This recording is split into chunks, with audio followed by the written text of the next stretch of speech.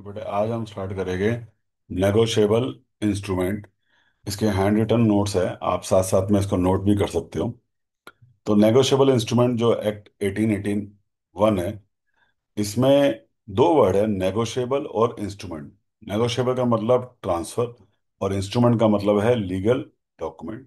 तो negotiable instrument हमारे act में डिफाइन नहीं है। ये एप्लीकेबल था, अगर देखा जाए स्टार्टिंग थी इसकी 1 मार्च 1881 की। और इसके अंदर तीन चीजें कवर है जो सेक्शन 13 में हमें इस चैप्टर में पढ़नी है।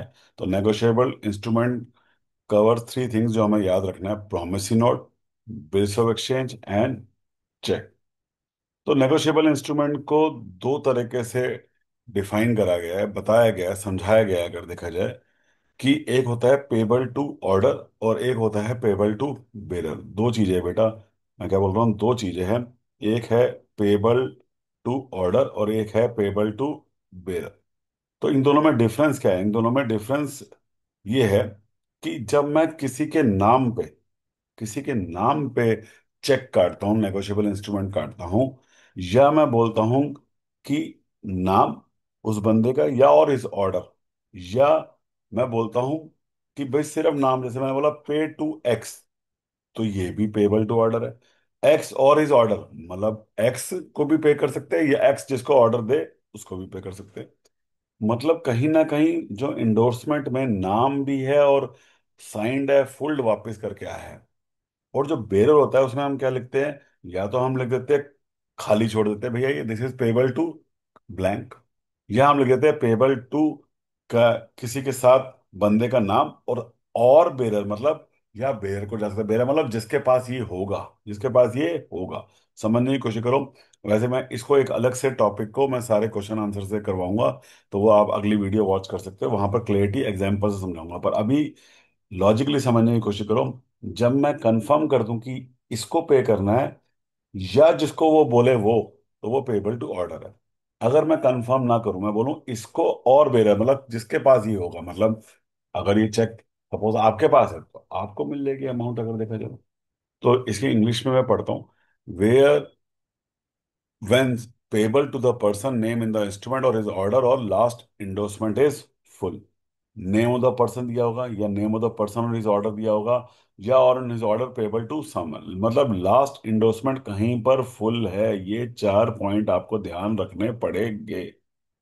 और इस साइड देखूं, हमारा इंडोर्समेंट में कोई नाम है ही नहीं बेटा, कोई इंडोर्समेंट में नाम है ही नहीं अगर देखा जाए। नेम ऑफ द पर्सन है, या साथ में लिखा हुआ है और बेरर, या मैं सिर्फ टू द बेरर दे दूं। और लास्ट इंडोर्समेंट मतलब जो लास्ट में मेरे पास आया वो क्या है? खाली है, चेक या बिल ऑफ इंस्ट्रूमेंट। ये है अगर देखा जाए मेरे, अगर दो डिफरेंस की ऑर्डर क्या होता है और ब्लैंक। अभी इसी के करेक्टरिस्टिक्स बहुत ही आसान, आप आराम से, क्योंकि करेक्टरिस्टिक्स तो नेगोशिएबल इंस्ट्रूमेंट जब आपको promissory note, bill of exchange तीनों समझ आ जाएगा तो वहां से भी आप कंबाइन करके लिख सकते हो। पर फिर भी एक बार याद करने के लिए, जो हमारे बुक में है, नेगोशिएबल इंस्ट्रूमेंट राइटिंग में होगा, साइंड होगा, फ्री ट्रांसफर मतलब जितनी बार ट्रांसफर करना चाहते हो आप कर सकते हो। डिलीवर्ड तो होना ही चाहिए। अगर वो बेरर होगा तो डिलीवर से काम चल जाएगा, अभी हम नीचे पढ़ेंगे कैसे नेगोशिएट होता है। और अगर वो ऑर्डर होगा तो साइन और साथ में डिलीवर करना पड़ेगा, जो मैंने ऊपर भी लिखा हुआ है अगर आप देखोगे तो। यहाँ पर इंडोर्समेंट प्लस डिलीवरी, और यहाँ पर सिर्फ क्या होगा? डिलीवरी। फिर अगर मैं बोलूं, कहीं ना कहीं इसके अंदर पैसा होना चाहिए, सिर्फ सिर्फ पैसा होना चाहिए। और ये ट्रांसफर कितनी बार भी हो सकता है, जिसको मैं फिर आपको क्वेश्चन आंसर से अगले वाली जो मैं वीडियो बनाऊंगा उसमें मैं इसको क्लियर करूंगा, सिर्फ इसी कंसेप्ट को अगर देखा जाए तो। फिर नेगोशिएबल इंस्ट्रूमेंट जो हमारे बुक में नहीं है, आईसीआई मॉड्यूल में, फिर मैं आपको बता रहा हूँ, ऑन टाइम भी हो सकता है, ऑन डिमांड। डिमांड का मतलब मतलब जब आप पकड़ाओगे तब आपको वो पैसे मिल जाएंगे। टाइम का मतलब है मैंने लिखा हुआ है कि मैं आपको इसके बाद पे करूंगा, मैंने लिख दिया कि मैं दिखाने के 30 दिन बाद पे करूंगा, तो ये दोनों कवर किस में हो गए? टाइम। जैसे मैं बोलूं आई promise to pay Shyam 50 days after death of Y, तो after death of day Y के कितने दिनों के बाद? 50 डेज के बाद पे करूंगा। दूसरा एग्जांपल क्या है अगर आप देखोगे तो, आई प्रॉमिस टू पे, अगर देखा जाए शाम 30 डेज आफ्टर साइट, तो दिखाने के बाद 30 दिन बाद पेमेंट कर दूंगा। अगर डिमांड है तो मैं सिंपल लिख रहा हूं आई प्रॉमिस टू पे रोहन, तो रोहन जब डिमांड करेगा तब मैं पे कर दूंगा। आई प्रॉमिस टू पे रोहन एट साइट, जब रोहन डिमांड करेगा और इस जगह पे करेगा तो मैं पे कर दूंगा, कोई दिक्कत वाली बात नहीं है। तो यहाँ पर देखो, अगर आप दिमाग लगाओगे, इसमें कहीं पर भी टाइम नहीं लगा हुआ, कहीं पर भी टाइम नहीं लिखा हुआ। यहाँ के अंदर अगर आप देखोगे, टाइम सारा लिखा हुआ, अगर आप देखोगे तो टाइम कहीं ना कहीं लिखा हुआ है। अगर आप ध्यान से देखो तो ये 30 डेज जो अंडरलाइन भी है, और ये 50 डेज जो अंडरलाइन भी है, ये आपको क्या बता रहा है? कहीं ना कहीं डिमांड भी है, डिमांड के साथ में टाइम पीरियड भी है, टाइम पीरियड भी दिया हुआ है। फिर अगर मैं बात करूं, अब आता है प्रोमिसरी नोट। प्रोमिसरी नोट की डेफिनेशन से ही आपको समझ आ जाएगा। Promissory note is an instrument, एक इंस्ट्रूमेंट है जो किसमें है बेटा? राइटिंग में। किसमें है? एक इंस्ट्रूमेंट है जो किसमें है? राइटिंग में है। बैंक नोट और करेंसी नोट इसमें कवर नहीं होते। क्यों नहीं होते वो भी हम नीचे पढ़ेंगे। जिसमें एक अनकंडीशनल प्रॉमिस है या अंडरटेकिंग है, मतलब कोई बोल रहा है कि मैं अनकंडीशनल प्रॉमिस करता हूं, अंडरटेकिंग दे रहा हूं कि I will pay you certain some of money, and this certain some of money, क्योंकि नेगोशिएबल इंस्ट्रूमेंट ऑर्डर से भी हो सकता है और बेरर से भी हो सकता है, तो दोनों कवर कर रखे हैं, ऑर्डर भी और बेरर भी। तो देखो, अगर जो मैं अंडरलाइन करूंगा चीज देखो, तो इसमें अंडरलाइन वाले देखो, इंस्ट्रूमेंट इन राइटिंग, एक अनकंडीशनल प्रॉमिस अंडरटेकिंग अगर देखा जाए, और वो भी अनकंडीशनल बेटा, साइंड, और एक सर्टन सम ऑफ मनी, किसको? ऑर्डर को या बेरर को। तो अगर मैं बोलूं, एक प्रॉमिस नोट राइटिंग में होता है, एक अनकंडीशनल ऑर्डर होता है अगर देखा जाए, साइंड होता है, जिसमें सिर्फ एक सर्टन सम ऑफ मनी, क्योंकि नेगोशिएबल इंस्ट्रूमेंट में मनी ही सर्टन होता है, और कैसे हो सकता है? ऑर्डर भी हो सकता है और बेरर भी हो सकता है। तो अगर मैं इसमें पार्टीज देखूं तो there will be only two parties. आप साथ साथ में ये नोट्स बना भी सकते हो। One will be called drawer, जिसको हम मेकर भी बोल देते हैं, और दूसरे को हम बोलते हैं पे। जिसको पेमेंट दी जाएगी वो हो गया पे। जो जो अगर देखा जाए क्या करेगा बेटा, जो अगर देखा जाए प्रॉमिस करेगा पे करने के लिए, जो अनकंडीशनल अंडरटेकिंग देगा, वो कौन है? मेरा ड्रॉर। वो कौन है? मेरा ड्रॉर। कि आई प्रॉमिस टू पे, जैसे एग्जांपल दिया हुआ है, आई प्रॉमिस टू पे 1000। तो जो आई है, ये है जिसने साइन करा, इंस्ट्रूमेंट बोला कि मैं दूंगा, यही एक्सेप्टेंस दे रहा है, अंडरटेकिंग दे रहा है, सब कुछ यही है। और किसको जाएगा? पे, जिसको पैसा मिलेगा। तो आई, मैंने प्रॉमिस करा कि मैं आपको पेमेंट करूंगा।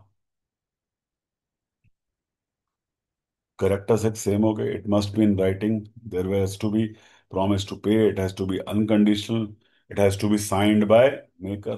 Promise to pay only money, और मनी भी क्या होगा बेटा? सर्टन सम, मतलब अमाउंट भी फिक्स होनी चाहिए और पैसा ही होना चाहिए, and it must B stamp. अब देखो, ये जो मैं ऊपर बोला था, क्या प्रॉमिसरी नोट पेबल बेरर को हो सकता है? तो देखो, हाँ, एक शॉर्टकट मैंने नीचे लिखवाया है। प्रॉमिसरी नोट ऑर्डर और टाइम ऑन डिमांड हो सकता है, और बेरर भी हो सकता है। As per negotiable instrument, negotiable instrument में तो हम टाइम से भी कर सकते हैं, नेगोशिएबल इंस्ट्रूमेंट में तो हम टाइम से भी कर सकते हैं, और अगर देखा जाए बेरर से भी कर सकते हैं। बट प्रॉब्लम क्या है बेटा? आरबीआई एक्ट में कहां पर? आरबीआई एक्ट में कहां पर? आरबीआई एक्ट में कहां पर? आरबीआई एक्ट में बेरर को मना कर दिया गया है। किसको मना कर दिया गया है? बेरर को मना कर दिया गया है। यहाँ पर लिखा हुआ है देखो, हम बेरर को अलाउड नहीं है, नॉट अलाउड। किसको अलाउड नहीं है? आरबीआई एक्ट में अलाउड नहीं है, आरबीआई एक्ट में अलाउड नहीं है। तो कहीं ना कहीं बेरर को अलाउड नहीं है, आरबीआई एक्ट में इसको अलाउड नहीं कर रखा। फिर आते हैं हम आगे समझने के पॉइंट ऑफ व्यू से। Bill of exchange. Bill of exchange क्या है बेटा? अब बिल ऑफ एक्सचेंज कौन काटता है, पहले ये समझो।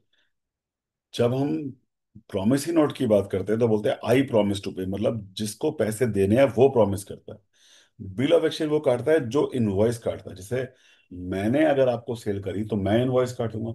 तो मैं आपको ऑर्डर दूंगा, I will give you an order कि तू एक्सेप्ट कर कि तू मुझे पेमेंट करेगा। सो बिल ऑफ एक्सचेंज अगर मैं कंसेप्चुअली समझू, it is an in writing which contains an unconditional order, है वो क्या थी? अंडरटेकिंग। जो साइन कर रहा है कौन? मेकर। जो बिल काटता है, मतलब कस्टमर बिल काटेगा, अगर मतलब सॉरी, जो बेचेगा सेलर वो बिल काटेगा।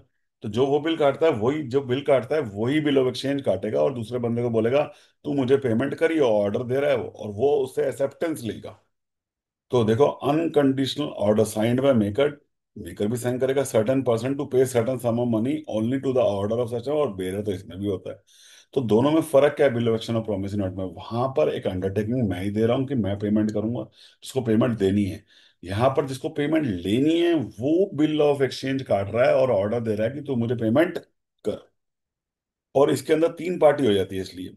कौन कौन सी बेटा? एक तो ड्रॉर, जिसने बिल ऑफ एक्सचेंज काटा, मतलब जिसने बिल भी काटा।